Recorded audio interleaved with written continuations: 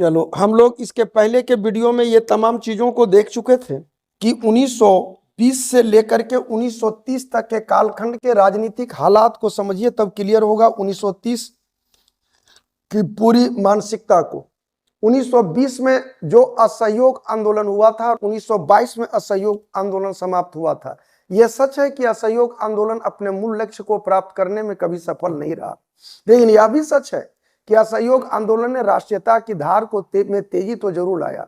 उससे भी बड़ा सच तो यह भी है कि ब्रिटिश हुकूमत के चाल और चरित्र को फैलाया, कांग्रेस को जनवादी संगठन के रूप में लाया। इसी की परिणति थी कि 1923 ईस्वी में जब गठन किया गया था, 1923 में जब गठन किया गया, जब बना था स्वराज दल, तो स्वराज दल को भी व्यापक सफलता मिली थी। ये बढ़ती हुई राष्ट्रीयता की धार और कांग्रेसियों के बढ़ते आत्मविश्वास को बतलाता है। और इसका चरम रूप हम लोगों को देखने को तब मिलता है जब 1929 में लाहौर अधिवेशन हुआ और उस लाहौर अधिवेशन में भारतीय राष्ट्रीय कांग्रेस ने बड़े और कड़े फैसले लिए। पहली बार भारतीय राष्ट्रीय कांग्रेस ने निर्णय लिया कि हमें पूर्ण आजादी से कम कोई भी चीज स्वीकार्य नहीं होगा। और दूसरा जो निर्णय था वो निर्णय यही था कि 1929 के लाहौर अधिवेशन में दूसरा बड़ा निर्णय था कि गांधी कोई भी आंदोलन को आरंभ कर सकते हैं। और सांकेतिक रूप से हम लोग तब तक स्वतंत्रता दिवस मनाते रहेंगे जब तक कि ये देश आजाद ना हो जाए, और वो डेट 26 जनवरी रखा गया। ये हमने बतलाया कि सविनय अवज्ञा आंदोलन के पहले के राजनीतिक हालात क्या थे। तो राजनीतिक हालात का अगर आपको चित्रण करना हो तो आपको दर्शाना होगा कि 1920 के बाद भारत तेजी के साथ जवानी की ओर बढ़ चुका था, अर्थात राष्ट्रीयता की ओर बढ़ चुका था। अब दिन प्रतिदिन जो कब तक कांग्रेस रूपी संगठन की अपनी अधिकारों की मांगे हुआ करती थी, 1929 में आते आते अधिकार शब्द हट चुका है और वहां पर पूर्ण स्वराज शब्द जुट चुका है कि हमें चाहिए आजादी, आजादी और आजादी।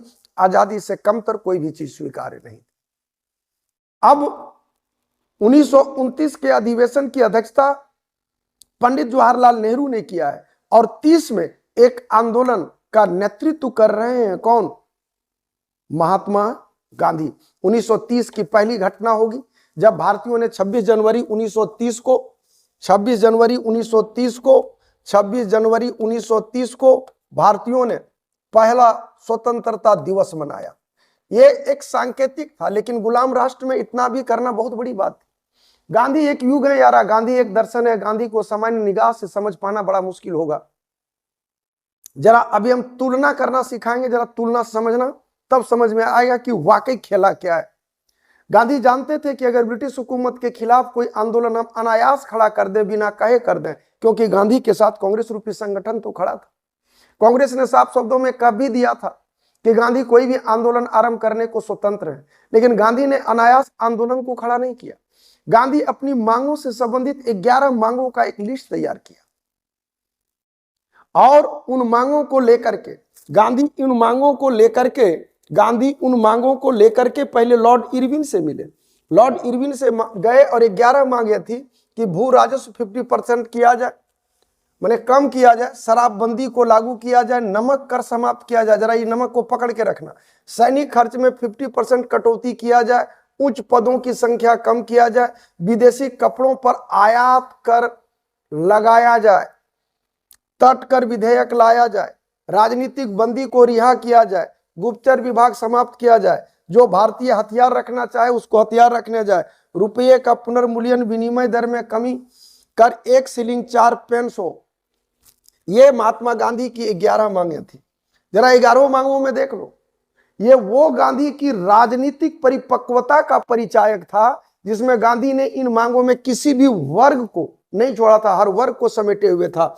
किसान तबका, महिला शराबबंदी से सबसे अधिक खुश होने वाली वर्ग के रूप में होगा, तो इससे बतलाओ किसान तबका जितना फार्मर तबका होगा कि नहीं, लेडी जितनी है गांधी की विचारधारा की समर्थक होगी कि नहीं, नमक एक कॉमन वस्तु है, सैनिक खर्च के कारण ब्रिटिश हुकूमत का अगर सैनिक खर्च में कटौती करता है तो भारतीय से लेकर अन्य तमाम चीजें रुकेगी कि नहीं, कटौती करेगा तो ब्रिटिश हुकूमत का एडमिनिस्ट्रेशन हिलेगा कि नहीं, उच्च पदों में कटौती करने से ब्रिटिश हुकूमत का एडमिनिस्ट्रेशन हिलेगा कि नहीं, विदेशी कपड़ों पर आयात कर लगाया जाए। आयात मतलब मंगाना। अब सोचो कि कपड़ा भारत में आता कहां से, तो लंकाशायर की मिलों से। जब लंकाशायर की मिलों से भारत में कपड़ा आ रहा है, जब लंकाशायर की मिलों से भारत में कपड़ा आ रहा है, जरा तुम ही बताओ कि यहां अगर आयात शुल्क लगा देगा तो उस कंडीशन में वो कपड़ा महंगा हो जाएगा और भारत के मिलों में बना हुआ कपड़ा सस्ता हो जाएगा और उसके कारण यहाँ के कपड़े की मांग यहाँ के बाजार में बढ़ जाएगी। तो यहाँ पर कपड़ों पर आयात शुल्क लगा करके भारतीय व्यापारियों को खुश कर दिया, तटकर विधेयक ला करके व्यापारियों को खुश कर दिया। जो लोग राजनीतिक बंदी थे, जो भारत की स्वतंत्रता संग्राम में बढ़ चढ़ करके भाग लेने वाले लोग थे, तो वही कहा कि राजनीतिक बंदियों की रिहाई की मांग कर दिया। गुप्तचर विभाग एक जेन्युइन मांग था। आत्मरक्षा के लिए गांधी अहिंसा के पुजारी और कह रहे हैं कि जो भारतीय हथियार रखना चाहे उनको रखा जाए, और रुपए का गिरते हुए वैल्यू को उसका कहा कि फिर से 1 शिलिंग 4 पेंस किया जाए। तो गांधी की ये 11 मांगे। ऐसा नहीं था कि गांधी एक जैसे सोचो कि अन्ना हजारे का आंदोलन था, अन्ना हजारे ने आंदोलन किया था भ्रष्टाचार के खिलाफ, बड़ा बढ़िया धरना प्रदर्शन में बैठ गया यार। अगर उसी धरना प्रदर्शन के दरमियान जाके राहुल गांधी जाकर के सिर्फ बोल देते 2-4 गो लाइन कि कांग्रेस रूपी संगठन शुरू से ही भ्रष्टाचार के विरुद्ध रही है, इसके लिए इसने CIB, CBI, केंद्रीय सतर्कता ब्यूरो ये सब लाया है, समाज में रिफॉर्म में दहेज प्रथा हो इसके खिलाफ कानून बनाया, अन्य तमाम कानून को बनाया गया जिससे समाज में सामाजिक सांस्कृतिक भ्रष्टाचार जो है, यहां तक कि समाज में जो कुरीति है उसके अगेंस्ट काम करते आई है।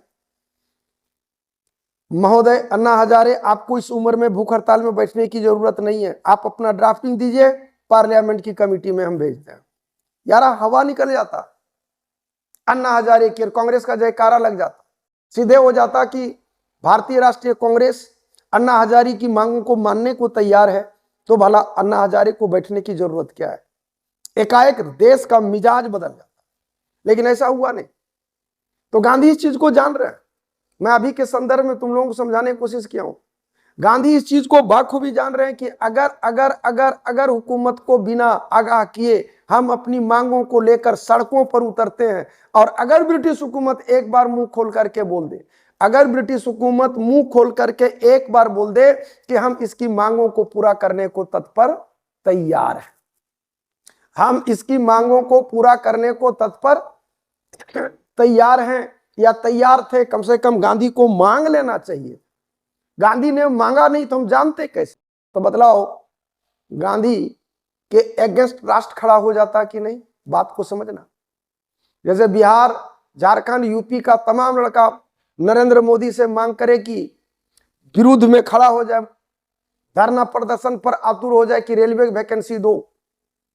मोदी जी एक बार आके खाली बोल देते कि अगर तुम लोग हमको कहा होता मांग कर विद्रोह आंदोलन करने से पहले और हम नहीं देते तो आंदोलन करता, तब लोगों को लगता कि ठीक है मोदी जी कर रहे हैं।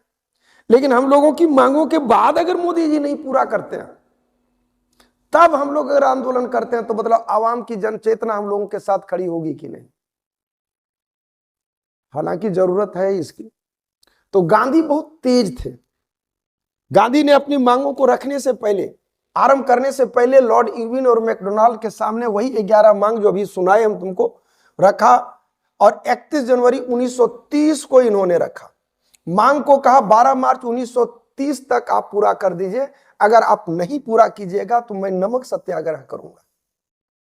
इसको कहते हैं बेजोड़ डोज देना। क्या कहा उन्होंने? यह कहा 31 जनवरी 1930 को 11 मांगों का लिस्ट थमा दिया कि महोदय ये मेरी 11 मांगे हैं, इरविन महोदय मेरी ये 11 मांगे, इन 11 मांगों के ऊपर आप गौर कीजिए, इन 11 मांगों को पूरा कर दीजिएगा तो हम कोई आंदोलन नहीं करेंगे। यह भी सच है कि 11 मांगों को पूरा नहीं किया जा सकता था, लेकिन यह भी सच है कि कुछ मांगों को तो पूरा किया ही जा सकता था। जैसे किसानों के कर में कमी करना, नमक पर जो टैक्स लगाया था उसको हटाना, 4-5-6 मांगे तो हैं। भारतीयों में जिसको हथियार चाहिए था उसको हथियार रखने देने का अधिकार देना, 1 शिलिंग 4 पेंस करना, और कुछ चीजों को समझा सकता था। आपस में बार्गेनिंग की जा सकती थी, टेबल टॉक किया जा सकता था, लेकिन एक बार भी ब्रिटिश हुकूमत ने किया नहीं। उल्टा जब गांधी जाने लगे तो लॉर्ड इरविन ने पूछा कि अगर मैं आपकी मांगों को पूरा ना करूं तो आप क्या करोगे? गांधी ने कहा कि हम कुछ नहीं करेंगे यार, समुद्र का पानी लेंगे, उसको गर्म करेंगे, उड़ गया वो पानी है, बच गया वो नमक है, अर्थात नमक सत्याग्रह शुरू करेंगे। इरविन ने भी कहा कि जाओ समुद्र के पानी को सुखा दो। उन बंदे को समझ में नहीं आया कि गांधी कह क्या रहे। उनको लगा कि समुद्र के पानी को सुखा देने से क्या कोई देश को आजादी मिलती है जो भारत को मिलेगी क्या? मतलब पूर्णतः वो आश्वस्त था कि कुछ ऐसा होना जाना नहीं है। अब गांधी 14 फरवरी 1930 को साबरमती में कांग्रेस के नेतृत्व में सभी ने अवज्ञा आंदोलन आरंभ करने का निश्चय लिया कि हम लोगों को आंदोलन, अगर हुकूमत पूरा नहीं करती तो हम लोगों को आंदोलन करना चाहिए। यह निर्णय लिया जा चुका है। अब निर्णय लिए जाने के बाद क्या है, इरविन ने जब मांगों को नहीं मांगा तो गांधी ने कहा कि कांग्रेस ने रोटी मांगी और हुकूमत ने पत्थर दिया। यही गांधी 12 मार्च 1930 को 78 समर्थकों के साथ साबरमती आश्रम से चलते हैं। गांधी 12 मार्च 1930 को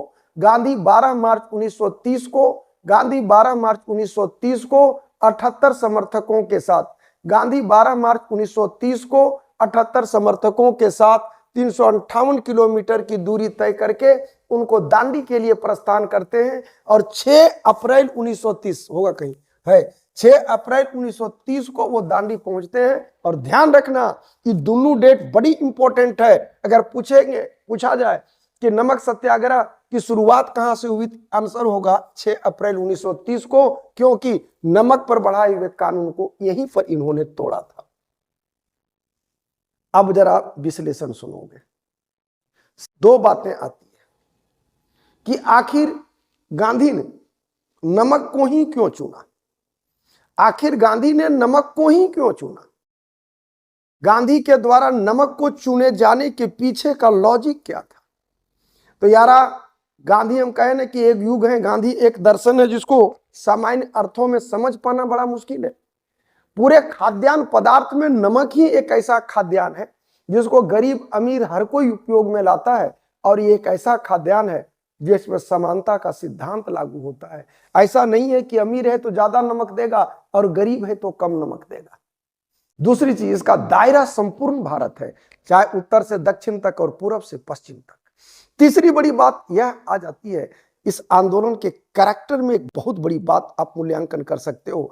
1920 में गांधी के असहयोग आंदोलन में गांधी ने ब्रिटिश हुकूमत के किसी भी कानून का उल्लंघन नहीं किया था।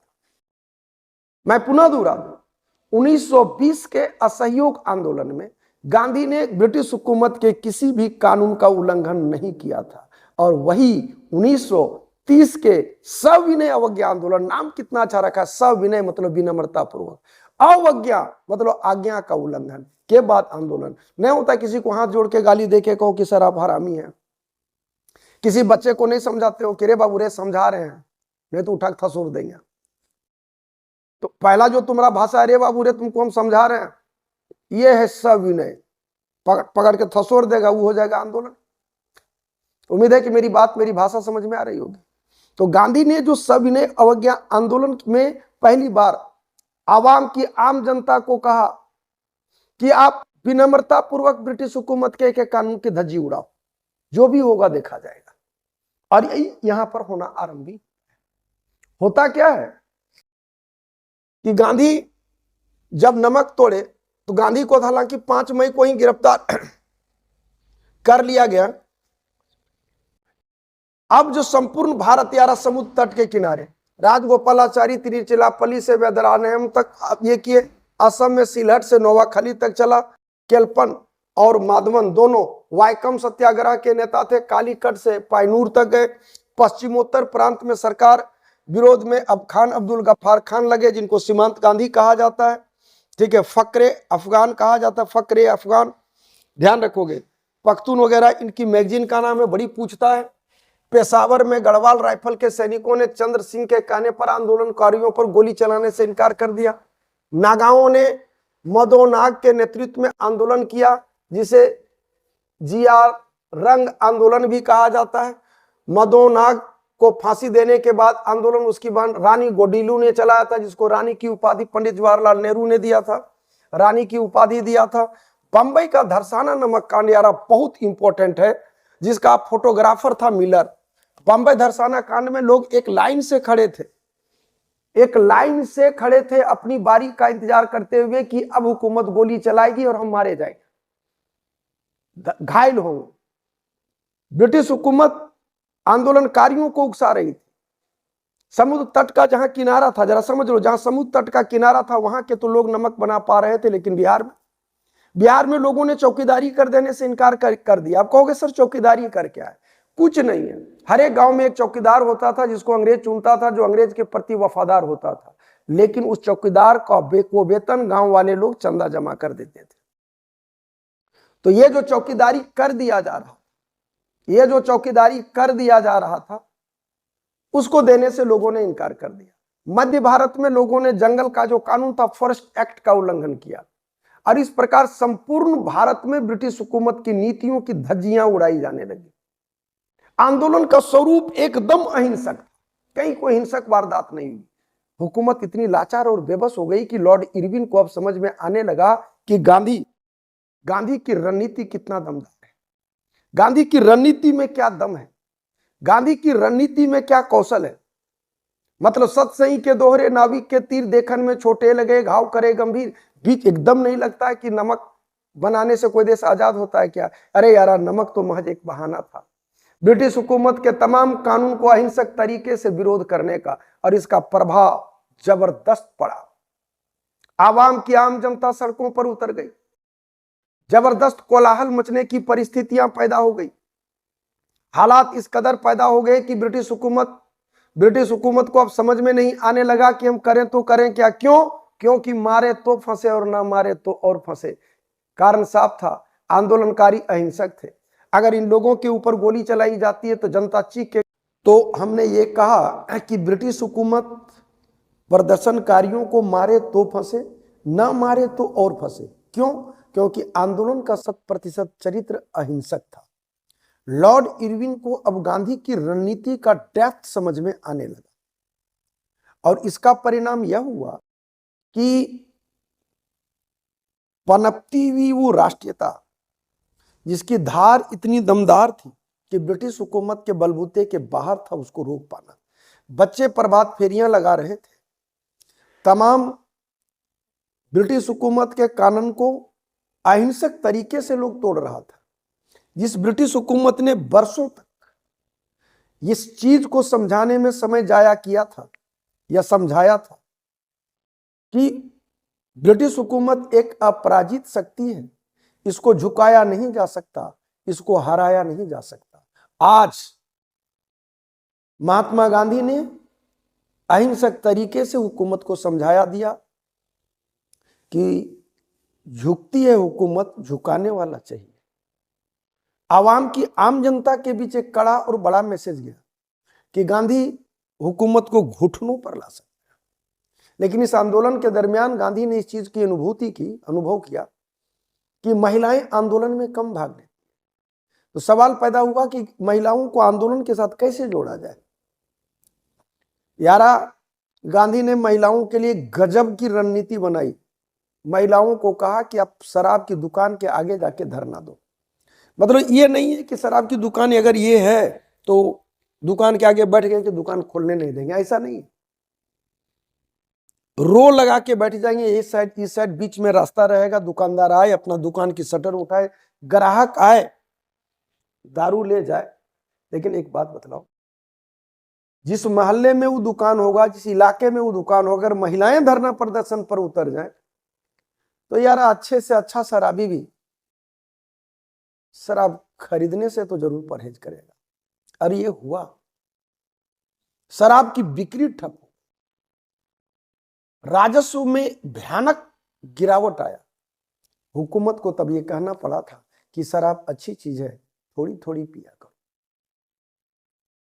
अब ब्रिटिश हुकूमत को लगने लगा था कि गांधी की रणनीति को समझने में लॉर्ड इरविन को गलती हुई थी। वायसराय की काउंसिल के 2 मेंबर तेज बहादुर सप्रू और जयकर, इन दोनों ने गांधी को, इरविन को समझाया कि महोदय, भय बिन प्रीत नहीं होता। कल तक आपका भय था कि हुकूमत को झुकाया नहीं जा सकता, और गांधी ने मिनटों में उसको खत्म कर। इसलिए यही समय है, सही समय है, आप गांधी के साथ समझौता कर लीजिए।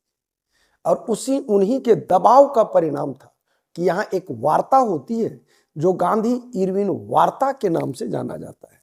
लेकिन इस दरमियान बिहार में हम बोले कि चौकीदारी कर नहीं दो को आंदोलन चला, कर नहीं दो आंदोलन चला। मध्य प्रांत, महाराष्ट्र, कर्नाटक में वन सत्याग्रह चला। आंदोलन के समय लड़कियों ने माजेरी सेना और बच्चों ने वानर सेना का गठन किया। राष्ट्रीयता का ये जलवा था यारा। सुभाष चंद्र बोस ने गांधी की दांडी यात्रा की तुलना नेपोलियन की पेरिस मार्च और मुसोलिनी के पेरिस मार्च से किया। तेज बहादुर सप्रू और जयकर की मध्यस्थता के कारण 5 अगस्त 1931 को एक समझौता हुआ जो गांधी इरविन वार्ता के नाम से जाना जाता है। तो गांधी इरविन वार्ता की कड़ी हम लोग नेक्स्ट एपिसोड में देखें तो ज्यादा बेहतर होगा और सटीक होगा कि गांधी इरविन वार्ता का पहले हम लोग क्लाइमेक्स देखेंगे, जिसमें इस चीज को दोहराया जाएगा कि आखिर गांधी इरविन वार्ता के पीछे का मोटिव क्या है और वहां से लेकर के अब तक की कड़ी का परिणाम क्या होगा, कि गांधी इरविन वार्ता किन हालात में हुआ। फिर हालात की चर्चा हम लोग 1920 में सविनय अवज्ञा आंदोलन से चलते हुए अब तक की कड़ी को बीच में करेंगे, और पूरे प्रकरण को दोहराते हुए हम लोग ये जानने की कोशिश करेंगे कि इसका आउटपुट इनपुट क्या हुआ। तो मूल थीम जहां हमने ला करके आप लोगों को रोका है वो है गांधी इरविन वार्ता की कड़ी। ठीक है।